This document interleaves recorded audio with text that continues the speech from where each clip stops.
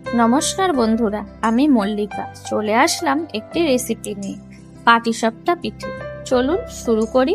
প্রথমে একটি কুড়ুনির মাধ্যমে নারকেলটি কুড়ে নিলাম।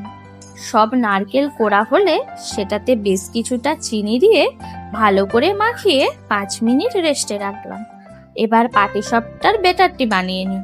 প্রথমে একটি বোলে 1 কাপ ময়দা, হাফ কাপ চালের গুঁড়ো, 4 ভাগের 1 ভাগ সুজি, সামান্য লবণ ও 2 কাপ দুধ দিয়ে একটি ব্যাটার বানিয়ে নিলাম। এবার যেই নারকেলটি মাখিয়ে রেখেছিলাম ওটা কড়াইতে দিয়ে নেড়ে চেড়ে একটি পুর বানিয়ে নিলাম। এবার একটি তাওয়াতে সামান্য তেল গরম করে ব্যাটারটি দিয়ে একটু ঘুরিয়ে ভাজতে বসালাম। এবার কড়াই থেকে নামিয়ে একটি প্লেটে রাখলাম এবং বেশ কিছুটা নারকেলের পুর দিয়ে গোল গোল করে ঘুরিয়ে রোলের মতো করলাম। এবার তৈরি হলো আমাদের পাটিসাপটা পিঠে। বাড়িতে আপনারা এইভাবে একবার তৈরি করে দেখতে পারেন, খেতে দারুণ হয়।